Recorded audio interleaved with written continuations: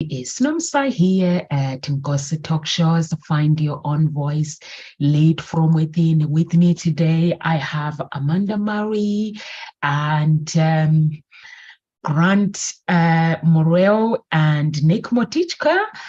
And how are you guys? Very good. Awesome. So our topic today is planning and preparation, the key to success. So we will talk about planning and the key to success. And if you guys want to get involved, please do. In life, we all want to be successful, but it takes more than a wishful thinking and hard work to hit our goals. The key to success is planning and preparation. And how do you think about the topic, Amanda? What do you think? Well, I think that whenever you have a big goal, if you don't write it down, then it's just a dream. And if you don't have a plan on how you're going to get there, then you really are just like fumbling through life. And so I think the planning and organization is something that's really important. Do you have to know every step that's going to get you there? Absolutely not. You just need to know what the next step is. And so when you know what the next step is, then you can go and try that. And then the next step will come around, and then the next step will go. And I think sometimes too, as we begin our journey with our plan, the right people will show up in our life too. Once we like set that intention of this is what I'm going to do and this is what I want to achieve, people will show up to help you along your way. And if you don't actually start working towards that plan, those people aren't going to show up. They're not going to just magically knock on your door and be like, hey, I want to teach you how to do this. You have to set the intention and start actually doing it. And then you'll attract those people into your life. And so having a plan and actually starting and writing down your goals and writing down even your goals each week, like my goal this week is to accomplish this, my goal next week is to accomplish this. And then slowly but surely, you'll keep moving forward, and in a year, you'll accomplish more than you believe that you could have. And I think that's something that's really, really empowering to people. It's like if you go to the gym, you can't just work out all in one day and fix your body, right? It's something that's slow, and you do a little bit and you do a little bit and you do a little bit. And over a large amount of time, that's when you see the real results. Otherwise, if you just worked out one day and then like left it for another month and worked out one day, it's not going to get you the results that you want. The best way to get the results is to keep doing a little bit each day or a little bit each week and have a clear plan. What do you guys think? I think it's a great subject. I didn't prepare anything for the subject. I'm just kidding. I'm just kidding. I think in the words of General Eisenhower, plans are nothing. Planning is everything.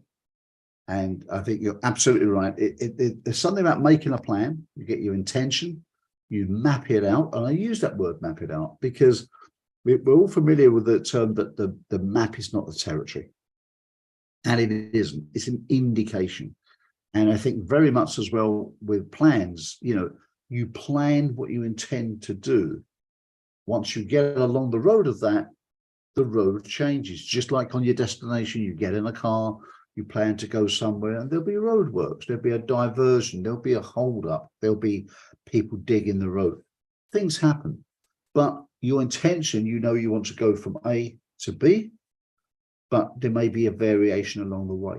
But it's made much easier to have a plan because you're planning time, you're planning intention, energy, resources, teams and people.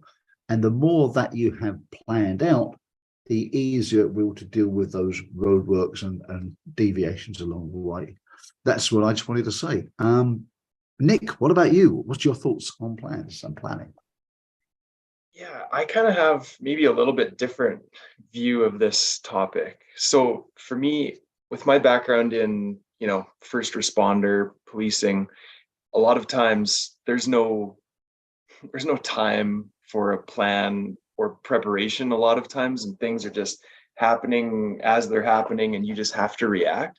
And so I think that's kind of my background. And so with now moving into my entrepreneurship journey, I should learn how to say that better, is I've kind of almost used the same approach as sort of, I have an idea in my mind of where I want to be and what I'm wanting to accomplish. But I again, and you guys kind of mentioned it too, is that a lot of times those detours and bumps in the road and all those things, they happen and they really screw up any plan that I would have had anyways. So I kind of have, I guess, to shorten this up, is to more of a rough idea, and then I'm just kind of just letting things happen in the meantime. So for me, starting an apparel brand, I had no idea what it was going to take to get to even the point I'm at now, which is still kind of at the beginning of my journey.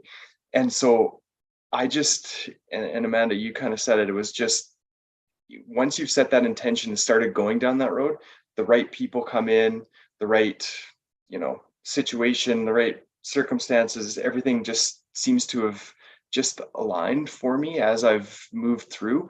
And with that energy of just allowing, and for me, it's been a real journey in that, is just to let go and to get out of my own way. Because historically I would stop myself. I would think, oh, this is going to be too hard, or this is too much, or who do I think I am to be doing this in my 40s with a young family. And that would just have stopped me in my tracks. Whereas now I'm just like, I've kind of gotten to a point where I was just over the old life of just slogging it out, and then not 9 to 5, but in the working for the government kind of world. And so now it's just like, whatever is the opposite of that, that's what I'd like to do. And so just allowing the process to unfold, and it's been, I certainly, with the benefit of hindsight, I could have shortened up the time it took me to get to this point, absolutely, with a really firm written down plan and having all these different things that I needed to do and mapping it out in terms of how much time it was going to take me. But for me, and then just in my journey too, with dealing with my PTSD and everything that came along with my previous career, is just allowing it to kind of stretch out and to just happen more naturally, sort of in the background almost, while I was dealing with big life changes, huge life changes, 3 or actually 4 moves now in the last 2 years, and just crazy uprooting of my life.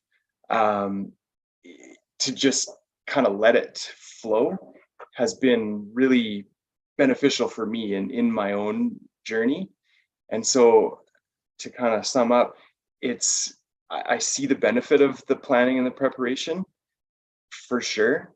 But at the same time, there's definitely a balance there of not being too rigid and stuck to those plans in your preparation as well. And so for me, it's sort of I guess a looser plan and preparation, and then a bigger portion of allowing and adapting and just letting things happen. How about you, Nomsa? I'm with you, Nick. I don't do the plan. I do plan, but I find it every time I write things down, I never get to do what I've meant to do. Things just keep showing up for the business. Then I end up doing other things, or I end up passing on what I've written for somebody to do it for me while I'm sorting out whatever I sort out. So what I do is every single day, I write down what I need to do, or if something shows up, I put it down to make sure that it gets done. But I find that, I'm with you, Nick, I find that every time I make a plan, it shows that I don't have control with it when it comes to the universe. Something shows up and then I end up going with the flow. I don't stress or anything. I just look at the things that are urgent that I have to do. or if it's the emails that I have to reply agent, then I do that. Or if there's something in the business that I need to do it agent, I do it. But then whatever shows up, I go with the flow. But I write things down to make sure that I'm completing all my tasks and reaching my goals. But I'm with you, Nick. Like Amanda, you said once you set your intentions, and then the right people will show up. I think that's very, very important to actually, when you have these goals and planning for success, you have to have a system in place. How are you going to get there? And even though I have a system, I end up going somewhere else. I end up with things that are better end up showing up. How I thought my journey is going to be like, it end up going in a different way. Or sometimes somebody will show up and I have these plans that this is where I'm going to take my business in the system. And somebody will be like, oh, this is the easy one. Why don't you do this? I'm like, hey, okay. People show up for a reason. I really, really agree with you, Amanda. And if you have a system in place and you put your energy out there for God or the universe, whatever your beliefs might be, the right people will show up to help you. But you have to be in the present moment. Sometimes the right people do show up, but we don't see it. So you have to be in the present moment. It's like here at Ngozi talk shows, there are some coaches, sometimes I'll be struggling to find information. Like Carol Ann the other day, she just showed up and said, I was really busy. And she was like, oh, somebody is doing a webinar. I thought you would like to go. And I went to that webinar. It turns out that there were information that I really needed in that webinar.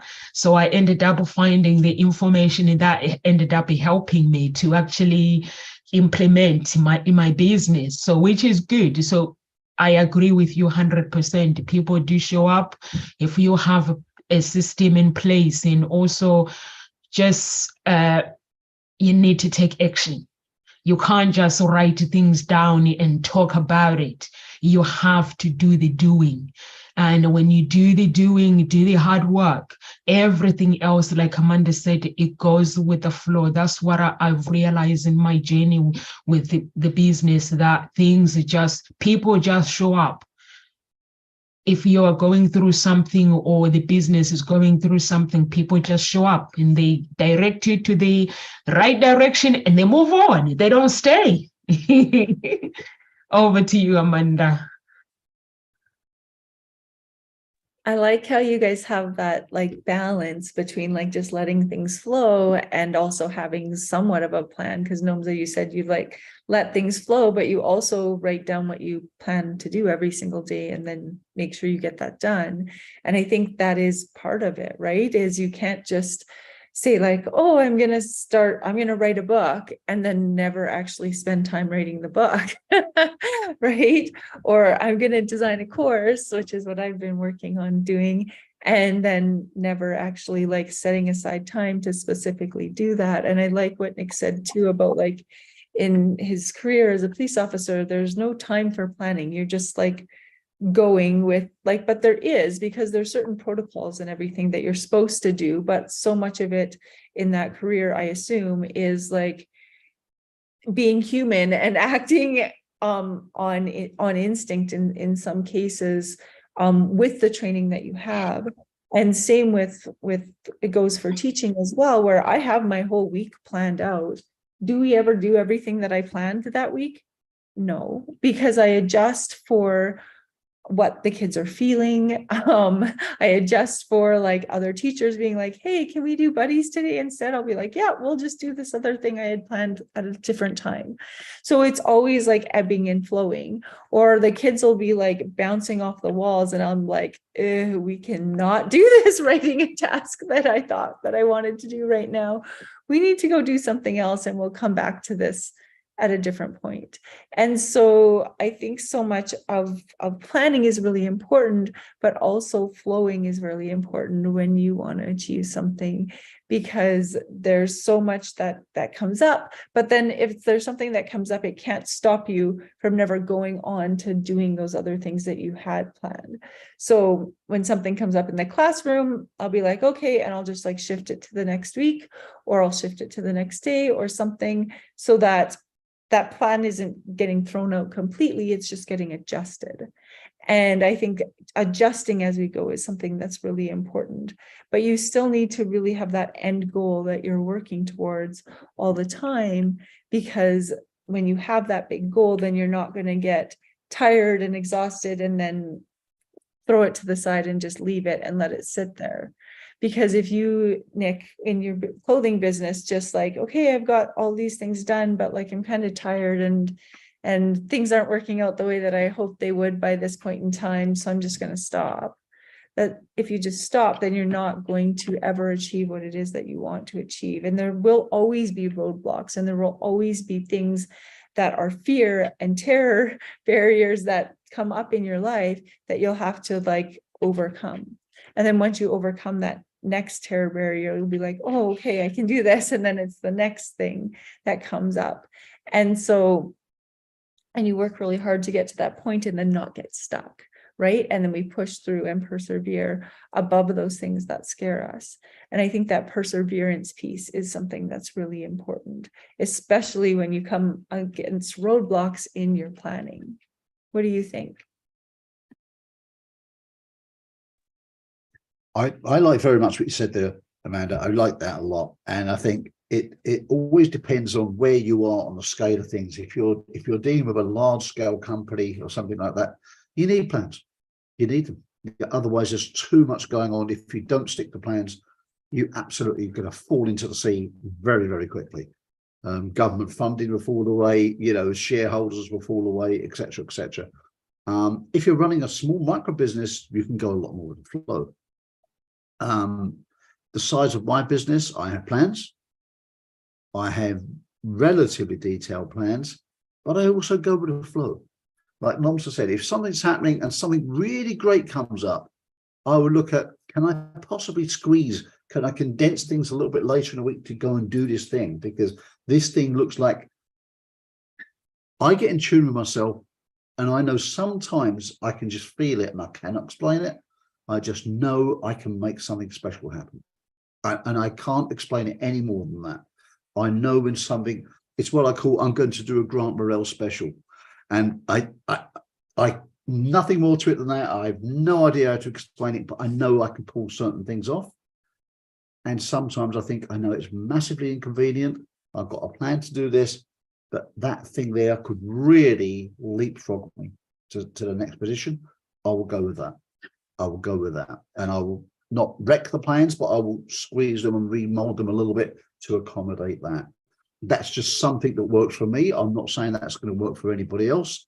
It's all about knowing. It's all about knowing what works best for you. And when it comes to that, I would say test and measure, because the human brain, it tends to remember the good things. The good times. There was a lot of good times. If you think back to that good time, there might have been a lot of bad times there, but sometimes we choose to, our brain either remembers the good or the bad, but not necessarily remembering the truth. So if you actually measure it and look back and you say, upon reflection, like your business, you look at it, we made good money doing this and doing this. When you look at your books, sometimes you're like, actually, we don't make good money doing that. I thought we did. It felt like we did. But upon investigation, you don't. And our mind is the same way. We think that certain things are really working well and they're not. When you investigate it, the truth becomes clear. So I would say once you get to know the truth of how you operate as a person, as a team, as a company, then you'll know the best course of action for you. Either rigid planning and sticking to it no matter what works for some people. Going with the flow seems to work for some people. I would say, please check the evidence on that, because often it isn't what you think. But when you check it, if it does work for you, stick with it. By all means, stick with it. That's really, really honestly working for you. Stick with it. And for some people like me, it's a little bit of a balance of the two. And that's just a personal thing. But it's several years ago, quite a few years ago now, we was talking about making plans. We was investigating plans. And it is about knowing your environment. If you go to a bank manager, and I get this a lot when I'm coaching holistic people, they will talk about, flow and even some neurology, they won't have meetings on certain dates because the sun's not aligned at a certain angle. It's not. That's well and good. But what if you go to the bank and ask for a bank loan? They aren't following the same charts. They aren't speaking the same language. So with them, you've got to talk about business plans. So when you speak with them about business plans, that's the language they understand. And so the bank will understand a business plan. So use that language when you're speaking with them. The art of it is how to make a plan that fits their criteria, but also a plan that fits your soul. Okay, so quite often you're interpreting two different languages, because if you're self-sufficient, you don't ever need to go for a bank loan, that's fine. But sooner or later, some people do. So people always talk about shutting one side off and working with the other. But in fact, I feel the solution is working somewhere in the middle. So a lot of people that I work with, we don't have business plans. We have business maps, because the map is not the territory, but a map is more fluid than a rigid plan. This works a lot for people, because by the time you've made a plan, you've made a perfect plan, you've got onto the plan and you start executing the plan, the world, life, economics, politics, the news has changed, legislation's changed, which changes your plan, and you have to adapt. So the way I would say when you look at plans, the key part is, remember, it's an intention. It's a belief of doing things. I do some plans for local government, for funding for a charity. And some of them, you're like, well, the question, it can't really be answered because you couldn't possibly know that. Some things you need to measure can't always be measured. So there's different ways of measuring things. There's different ways of looking at it. There's different ways of writing plans and intentions. But part of that plan will also be a contingency plan. Okay. So if you have a contingency plan, that is dealing with the ebb and the flow, the roadblocks, the traffic jams, and so on. And that's really understanding what they mean by a plan. A plan is actually a little bit more flexible than most people think. But think of it in terms of writing a business map. And then, as you go along the way, reviewing it at every given step.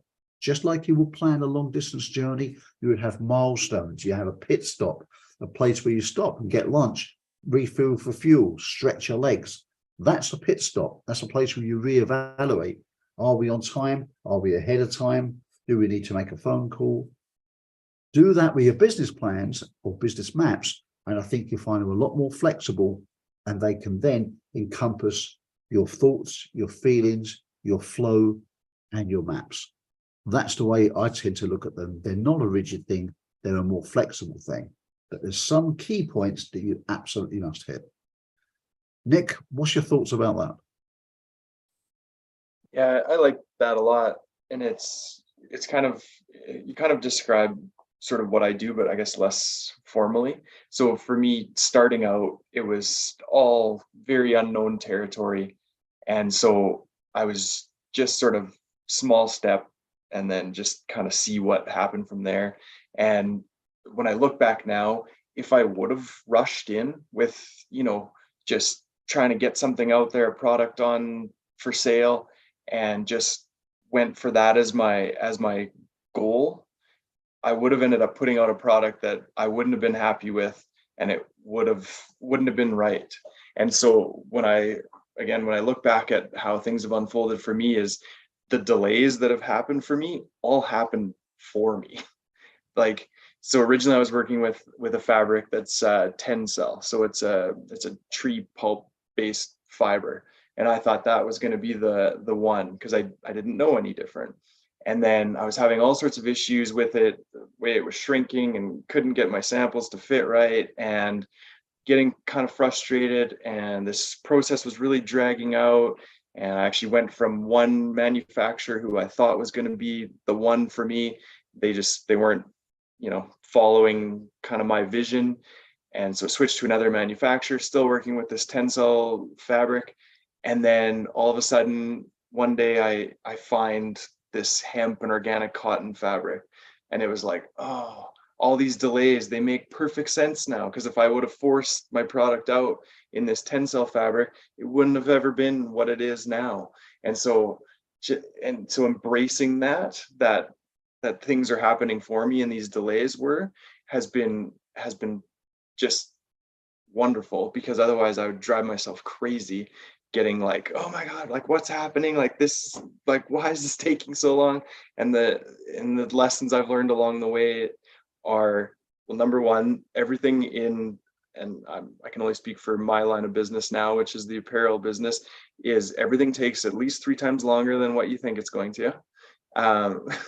And so just realizing that, and then having that sense of that things are happening for me, and then just taking that one step at a time. And so that is, like I've kind of mentioned before, is that really served me building it up to this point.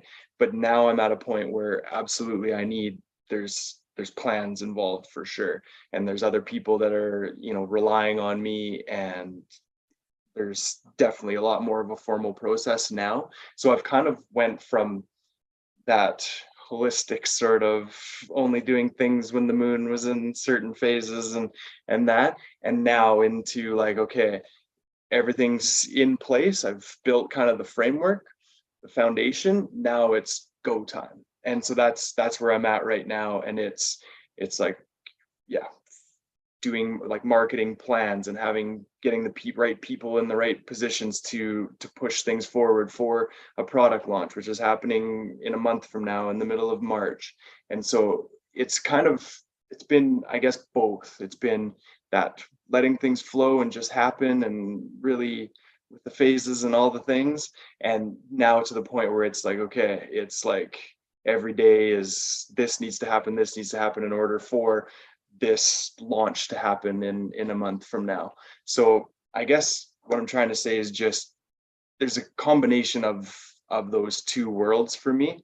And I think it's important to find your balance. And you mentioned that too, Grant, is what works for you as an individual, and then just what works for you as an individual during that specific time or portion of the building of your business or whatever it is, or going through a certain stage in your life. What works for that won't necessarily work for what your life's going to look like in 6 months from now. So just having that overall, I guess, more zoomed out perspective that those are both good at certain times. But if you were to kind of swap them, interchange, and be trying to go really airy-fairy when it's like planning time, that's not going to work. And if you're really rigid planning when it's, kind of more loose and building and designing kind of what your overall vision is, then that's not going to work either. So basically, yeah, I think that's what I want to say for now. Nomsa? With you, Grant and Amanda, and also it's about making smart moves. It's like Grant mentioned that it's all about knowing, and Nick mentioned about delay. For me, I see delay as a blessing. When I'm delayed with something, I've learned this the hard way 10 years ago. I don't stress. When something delays me, it means that I need to stop. And then I need to bring that energy to say, okay, God, remember me. When you're calling everybody else, you bless them and you bring clients, you bring angels to connect people, to do whatever you do your thing. God, remember me. So I have to say my remembrance out there, and then things start moving. And I have to see delay as a blessings, because what I thought was delaying me, something greater turns up. So, but it only turns up when I'm saying I stop for a day just to actually focus. And when I stop for a day, focus is me recreating, using my mind to actually look at things. Because sometimes when things are delayed, or let's say like right now, Nick, you're dealing with the manufacturer and things like that. People start screaming at people and somebody start blaming me. I stop. When things are delayed, I just stop and checking myself out and check if there's anything that I've missed. If the people that I'm dealing with, they're delaying me, I have to actually evaluate that. Are these people meant to take my business to the next level, or are they just going to delay me over and over? Then I have to change. And also, Amanda, you said you need to set aside time to do what you said you would do. Like, let's say you're writing a book, you are a writer, and also you are a teacher as well. So planning, you guys are always planning. And I used to see my dad, he used to plan a lot, and I'll be like, this is exhausting. But to him, it was really, really exciting. And also I was watching one of the YouTube channel, and the guy, one of the professor was like, if you really, really want to plan your business or learn how to plan things, you need to hang out with the teachers. Not all of them, but there are teachers who are really, really good at planning things and planning days. Even though things are not going to go how we want it to go, but as long as you know your intentions and you've set up that side, and just go with the flow. So I agree with Nick when you talk about delays, and also I agree with Grant in saying it's all about the knowing. When you know where you're going, when you know that this is where I'm going, nothing can stop you. It doesn't matter whether there's a small delay or anything. Sometimes what we think we want is not what is not meant for us, but it does not stop us keep going with our goals and dreaming and taking action. And mostly, there are some Christians that they believe in miracle, that God is going to do a miracle, but God does a miracle through work. Some people, they pray and they fast. They say, I'm going to have to wait for miracle to happen. You don't wait for miracle. You do what you're meant to do. And then God does the rest. Whatever the universe, if you believe in the universe does the rest. But for me, I've seen that every time I make plans, I get excited. Things don't go my way, but I don't give up. I'm saying, this is how it plays out. And I'll keep planning. I'll keep dreaming. I'll keep going to where my destination and where I need to go. But deep down in my heart, I know there will be a breakthrough. And when that breakthrough comes, it's not a temporal breakthrough. So that's what these people that are billionaires, they don't just give up. They don't give up when plan A doesn't work. They don't just give up and say, you know what, this system, it doesn't work, or they try something else. They will still focus on what they want to achieve, but they bring people in, or they seek advice. That's why Amanda was saying it's very, very important to let people in, but the right people as well. Surround yourself with the right people. Not everybody else is meant to take you to the next level. Some people enter your life to cause destruction. Some people enter your life to take you to the wrong direction. But you have to know where you are, know where you want to go, and plan your life. But when you plan for 5 years, please don't live in that 5 years. Some people get so frustrated, the anxiety when that 5 years is delayed, they get they get wind up. When you set your goals, 5 years goals, this is where I need to be in that 5 years.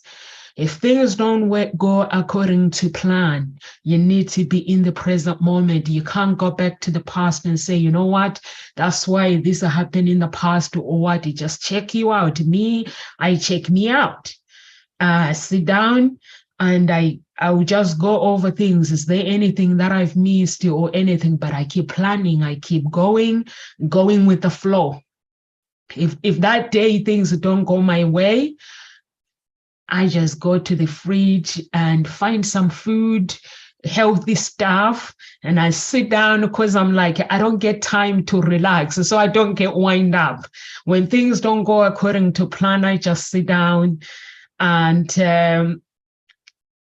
just have a little food and just sit there and relax, or listen to the music, or I'll go on YouTube and just listen to a video, just relax. Like yesterday, there's a client that I've been trying to match, and I could not understand why the girls, like, he wants the African girl. So mostly the girls that I have, they are from Nigeria, his age, like similar to what, because with matchmaking, you have to, everything is personalized. So you have to go with the clients, what they've personalized with what they are looking for, the age. You can't say, if someone says, I need to date somebody 26 up to 38, and then you make up your own age, go to 39. So you can't. So I was like, so this matchmaker joined the group and she just put what she does. And then I messaged her private. She's from Nigeria. And I was talking to her, give me a Christian lady that is this. And she goes, oh, I see. She goes, you know why Nigerian girls, they don't date anybody. They might date anybody, but they have to be in their tribe. So I was like, so she says, if they're not in their tribe, they've got to be successful. They've got to be really, really rich. Everything gets ruled out. So I was like, seriously? She was like, yes. If they're really, really rich, or even if they're not really, really rich, or they're educated, the thing of the tribe, it gets ruled out. So then I was like, yeah, now I understand, because this guy, yes, is educated, but is not really a millionaire, but is well off. So now I get what she was saying. So I was like, okay, so now I know what I'm dealing with. So I've got to speak to the clients knowing what they do. So she did explain the things that I didn't know, that Nomsa, that's why the Nigerian girls, the black girls, that's what they do. So if you are successful and you are very rich, you get everything, these things, that the traits that they are looking for that are important to them, they get ruled out. So, but then if you are educated, more educated, some other things, they get ruled out as well. So I was like, oh, okay, that's how we find love. So I had to, now I know. You see, I was like, this guy is so nice, he's so handsome. Why this woman, they're like, yeah, I'm gonna go on a date with them, and then they change their mind. So I was like, I couldn't understand it, but now I do. Now I know. So those are the things that, like, I've been like, for 3 weeks, I've been worrying about him. I was like, he's a good guy, but why these girls are like refusing him? So now I know why they're refusing him. So I have to negotiate with the clients. Over to you, Amanda. I was thinking about the topic a little bit and what the key to success is, because I think that success looks different for everyone. And even just what Nomza was saying with like a successful relationship, like there's various degrees of successful relationships. You could be married to a millionaire and be absolutely miserable because of how they treat you. And I've had experiences like that. So I think my perspective on a good relationship and a successful relationship is very different than what it used to be. And openness and honesty and caring and compassion are those things that I'm looking for now in someone, rather than having the university degrees and having like being financially successful, because Amanda, you will be surprised. Like men, they want a supermodel. I'm like, are you looking for love or are you looking for supermodel? But the body changes as well. That's not love. The body changes. I might look sexy now, but in a year's time, I will look different. So the question is, would you still love me though? And so I think that's something that sometimes as we grow and as we age, we start to realize that those things that we determine successful in a relationship or we determine successful in a business are two very different things. And so like Nick was very successful as a police officer, but internally it was killing him, right? And so those sort of things you have to look at it as what is it that's filling me with joy, that is making me feel most at home in my body, that's making me feel successful, because I could be very successful in my career, but also be completely miserable because I'm not doing something that I'm passionate about. And so I think sometimes we really need to take a step back, because I know I could go into industry and make more money doing something else as a teacher, because I have 3 university degrees and a background in technology, that I probably, if I wanted to be successful money-wise, I shouldn't be being a teacher. But I love being a teacher, and I love having the opportunity to write books and to do other things with the teaching that I'm doing. I even could go into administration, but I choose not to, because I value the work-life balance that I have. And so success, I think, looks differently for everyone. And 2, yes, would I like to have more money coming in? Of course, absolutely. Everybody would. Would I feel more successful if that was happening? Yes. But I also think that I could go and do these things to be more successful from a societal perspective, but that wouldn't help me internally. And so that's that like balance that you need to find, right? And so I need to do things that fill my soul and allow me to be successful on a level that is in alignment with my body, mind, and spirit. And I think that's something that you need to consider too, if you're looking at a relationship, is what's going to help you feel successful and content in your body, mind, and spirit. And so in your mind, you might be thinking, I need this millionaire that da-da-da-da-da-da, right? That looks perfect, supermodel. But in your body and spirit, that might not be the truth. And so all of those 3 things need to connect in order for there to be true success, because as you age, you grow and change, and you'll recognize feelings in your body when something doesn't quite feel right. That person doesn't quite feel right, even though they check all of your boxes. And so that's something that I think that success really looks different for different people. And also it is so much of an internal process, because success can look differently for everyone. I don't know. What do you think, Grant or Nick? I would say, if I may jump in, yeah, great points made by all. Success does look different for everyone. And that comes back to my point, it's really about knowing yourself. The first thing, once you know yourself and you know what you need, you can work out a way that works for you. And as a coach, coaching people, I've got a new coach I'm onboarding in an hour's time, and he will go fast. This guy will go fast. He's not got a lot of problems in the background. I think he's a perfectionist, and I think perhaps that might be the stumbling point, which has worked for him in one career, but as scaling up, that's not going to work quite so well. So that may be the stumbling block. I'd be a prediction, but I'll keep an open mind. Plans for him, not a problem. Not a problem. Detailed plans, ask for more space on the survey, wants more and more plans. That's exactly, he's very comfortable doing that. Different people, other people, they could go faster in the short term, but the plans would break them. They don't like it. It would upset them.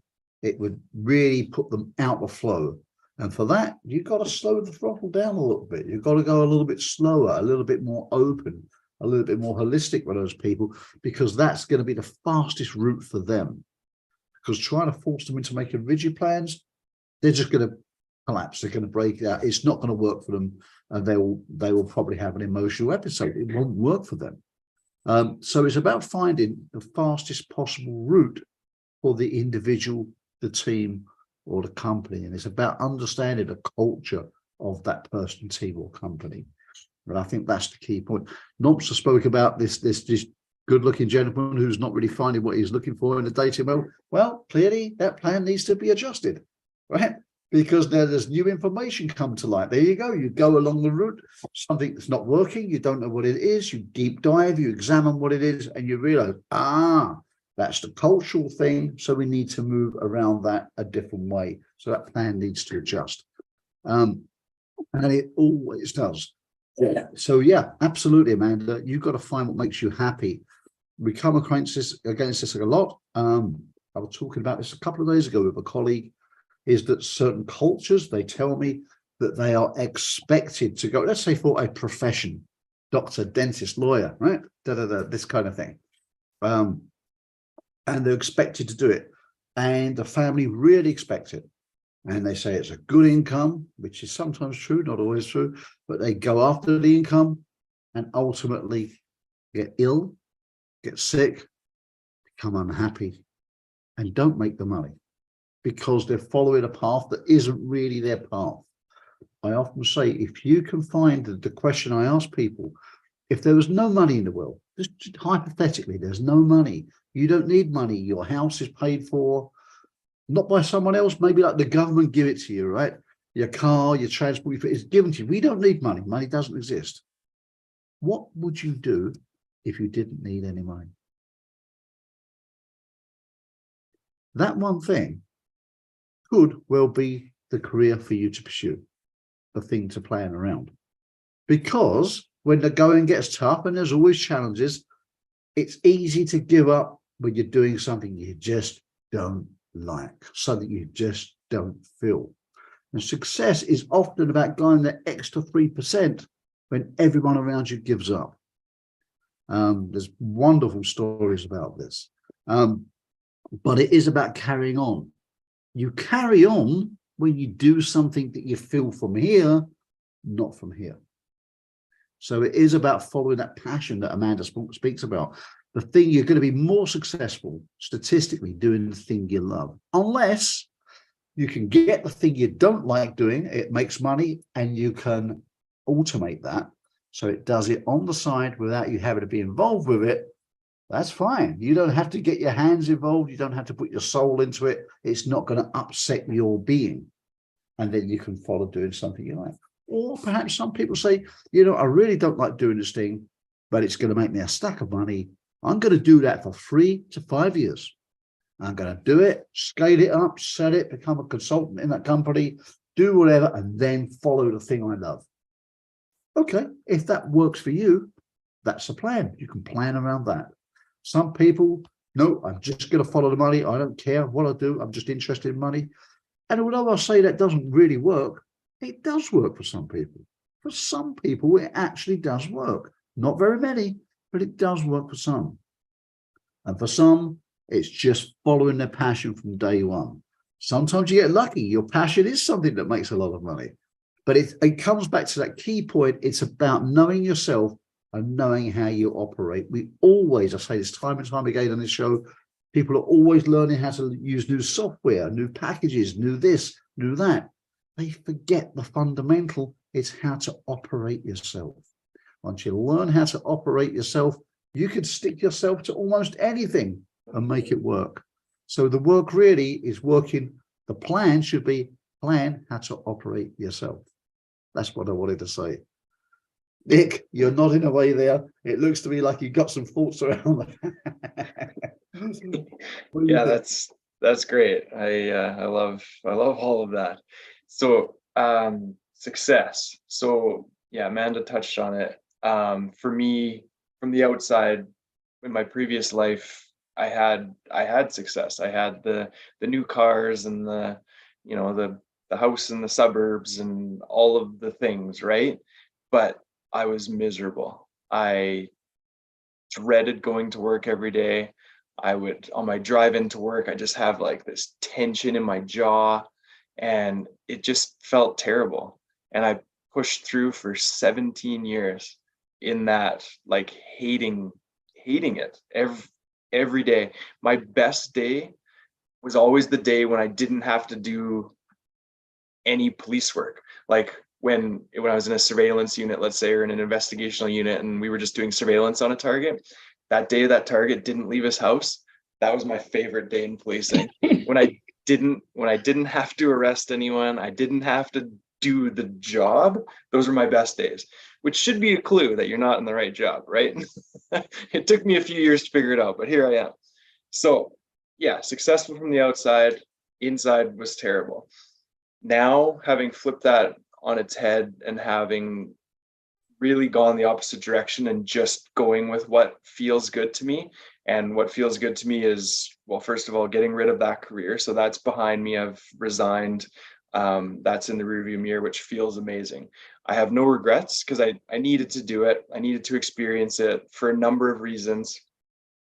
The biggest thing for me is just, having experienced all that darkness and every heaviness in the world, I needed to experience that in order for me to truly experience the opposite, the light and the beauty and the love and the compassion and all the good things in the world. So no regrets, but again, very happy to have that in my rearview mirror.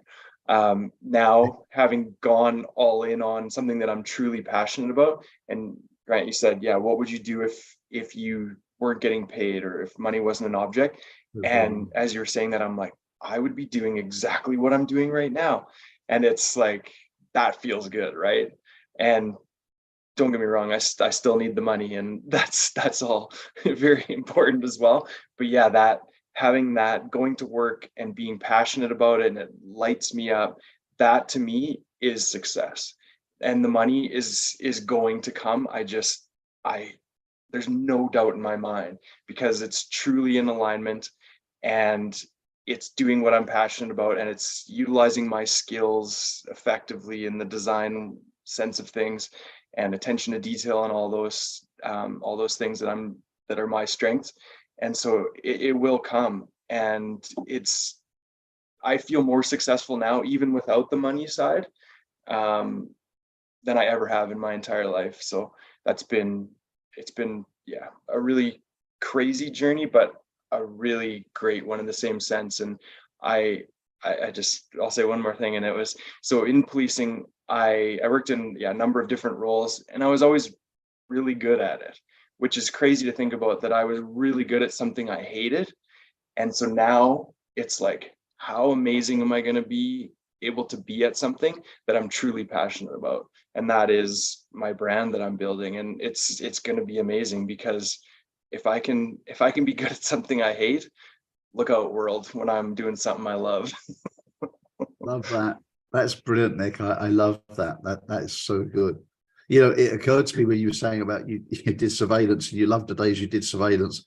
You know, I was a private investigator for a long time. You should have been a private investigator, my friend. You spent so many times, doing surveillance on premises and people when they just didn't move for 3 days. Yeah. I picked my career choice from my wounded inner child. So I put that behind me. So live and learn for sure. I think sometimes even when you're not happy and you're making loads of money, we intend to have fear because of what we are used to be the familiar, and then you feel the unfamiliar. So I think like what Amanda is saying is success. It looks really different from every as individual. And Amanda, you are right. For me, being successful, it means when I'm happy and feeling fulfilled, if I'm doing something and I'm happy doing it, to me, that is success. So there's no point in me doing the things that I know that I'm not going to enjoy.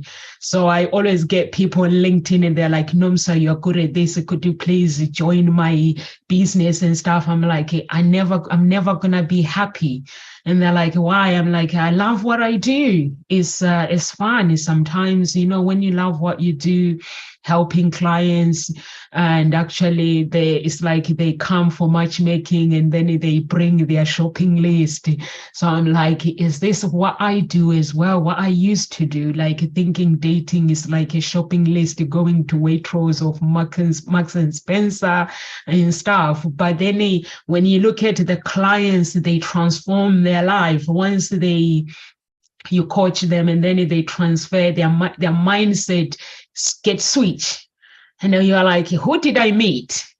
Are you still the same person? You're like, they tell you now, they start telling you how they are preparing their dates, who they want to date. I'm like, when you came here, you were so different. What happened? So is that the excitement of just looking at people transforming their life? I think that is really beautiful, that I love about my job. And I don't think if I was to go and work in someone's office, I think I'll be really miserable, really, really miserable. But if I have to work in someone's office, it's going to be somebody that will let me use my dreams and use my talent and stuff, and then I might be happy a little bit. But I don't think I could just go and sit in someone's office and say, okay, I'm looking for a job. I don't think it's gonna work, because when you're used to working for yourself and transforming people's lives is exciting, and is also rewarding as well at the same time, and also grand. You touched a very, very powerful thing, that know thyself. It's very, very important to know who you are, not to go on social media or go on or these social media channels or news and start adapting the lifestyle that people are living. You have to live your life based on who you think you should become. And that happiness, when happiness is found within, you will never, ever disappointed. Because even when your life is not going according to what you expect that day, there was still going to be a smile. I see Amanda, when she talks about the school, she's so passionate. She talks about the kids. She is so passionate. And we love to have more teachers like that actually they care about children, but they're hard to find. People just take job teaching because it pays good money and it does this, they'll tell you the least. But we need good teachers, and we need parents to discipline the kids as well. Because some children, they are hard work at school.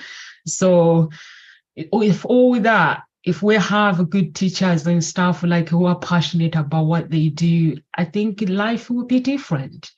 And the success, what does your success look like, Grant, anyway? Oh, I've had Amanda, I've had Nick. What does yours look like? What does my success look like? Yeah, what does success look like to you? Oh, right. Freedom. Freedom is a big one of my values. Big Oh, I values. love that. Yeah. So freedom, again, not for everybody, but for me, freedom. Yeah. Because I used to work, like Nick, in a very restrictive career, very, very restrictive. And I like to blossom, I like to bloom, I just like to do my thing. My most creative thinking comes when I'm free. And I like it. I mean, life is a wonderful gift, and I think it should be lived fully.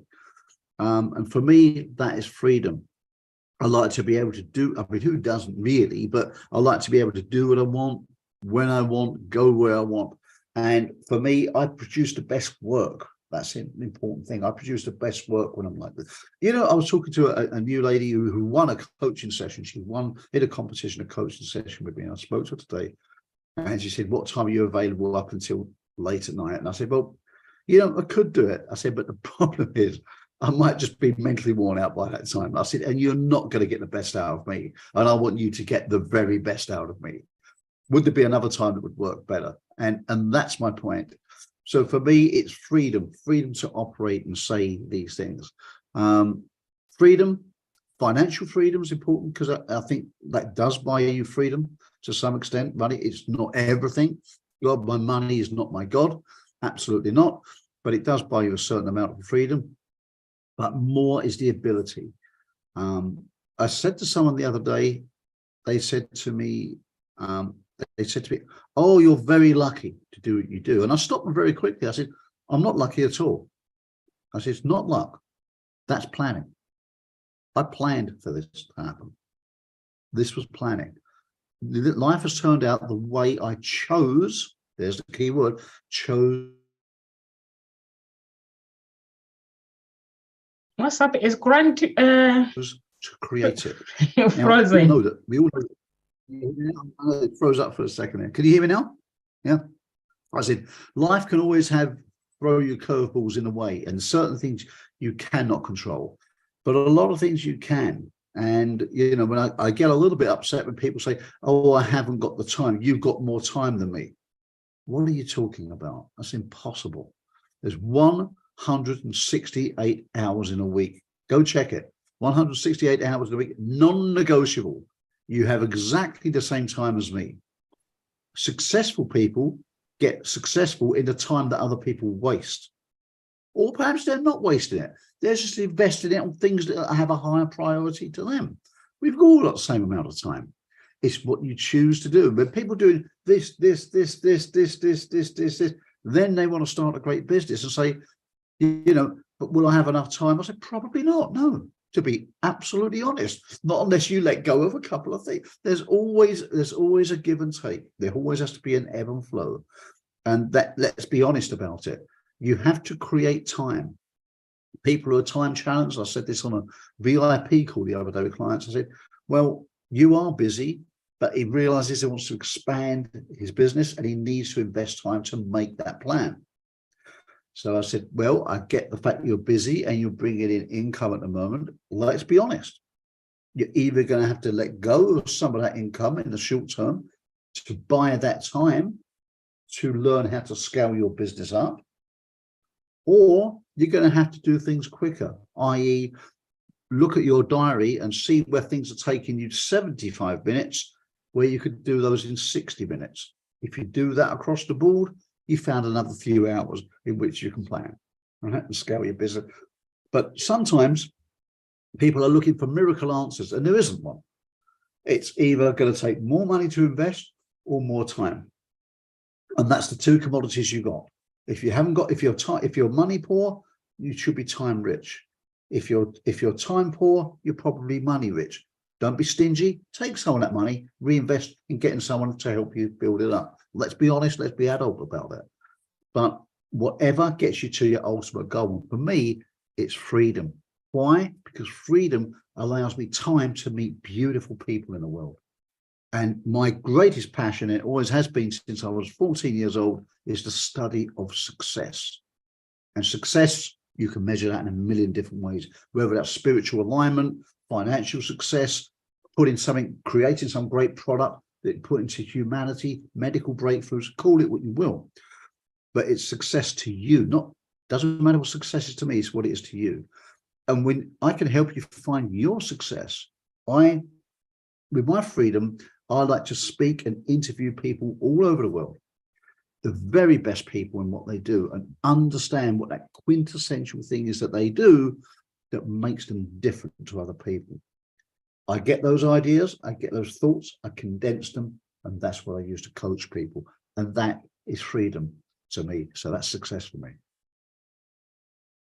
What do you think, Mark? Hi, Amanda. I know you want to go. Can you please tell our audience who you are and where they can find you, please? Hi, Auntie Shirley. How is Barbados? Hi, my name is Amanda Cottrell. I'm a teacher, an author, an illustrator, and I help people find their unique creative capacities within themselves. And you can find me online at artmindfulnessandcreativity.com, and that's my Instagram and Facebook and everything. Grant or Nick? Yeah, I'm Nick Motichka, and I run a apparel brand. It's called Flow State Designs, and it's based here in Canada. Everything's made in Canada with the best natural fibers, so hemp and organic cotton, and it's cool as hell. big product launch coming middle of March, and yeah, things are moving towards that in a really flowing way. So that's me. I love that, Nick, and it's cool as hell. Oh, I love that. What a great hook line. I love that. It's cool as hell. Well, why overcomplicate it? That's great. It's beautiful. Okay, me. My name is Grant. I'm Grant Morrell. I'm an international speaker, coach, trainer, and an international best-selling author. And over the past 20 years now, over the past 20 years, myself and international teams have helped thousands of entrepreneurs, business owners, and organizations across 15 plus countries. We've helped them to increase their profits by up to 200% in just a few short months by working with their team, and everybody does have a team, if only you know it, their systems, their mindset, and their strategy, so that they can ultimately live a life of passion, purpose, and you got it, freedom, so that they can build a business and a lifestyle that became a legacy for generations to come. That's who I am. That's what I do. You can find me on many places, but one of the best places is Instagram, and it's grant.morrell on Instagram. Nomsa. Thank you so much, Grant, Nick, and Amanda, and thank you so much to our audience who are watching. And we appreciate you guys. If you're watching us from YouTube, and please subscribe to our channel, be part of a family. And LinkedIn, we thank you. I know the people that are watching on LinkedIn, they are part of family, and Facebook as well. You're part of the family, and Twitter. We are now on Instagram. So if you are looking to actually work with these coaches at Ngosi Talk Shows, please get in touch on my website, Hope Spring Eternal Introduction Agency. The website is there next to my name. You can ring the office or send me an email. Just let me know who you want to get in touch with. I'll connect you with these guys if you can connect with them on social media. Ngosi Talk Shows is helping you guys find your own voice and lead from within.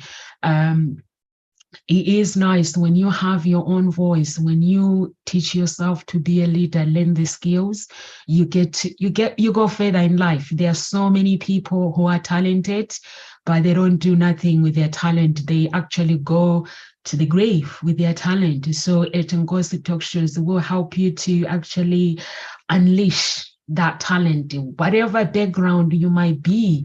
So that's what we do. And also a Hope Springs Eternal Introduction Agency. If you are looking for love, just get in touch. The system is a bit different. So for men are my clients, and women are members. So if you are a man, you send the information, and then I get back to you, because I have to meet you at home. And that's where we do the process of matchmaking in a comfortable home. And with women, I meet them on Zoom, but before I meet them with my women, then we meet them face to face. So everyone that you meet, they are ID verified, and everything is personalized. Wherever you are, we cover globally. So wherever you might be, as long as you can afford the agency, we travel and come and meet you, and we do the process and connect you with the woman of your dreams. I like to think there's a woman of your dreams out there, or a man of your dream out there, and everyone has everybody. So if somebody says you're never gonna find someone like me, tell them that's why we're splitting up. I will find that person. There's everybody for everybody. So live with grace, everyone, and God bless. Stay with grace.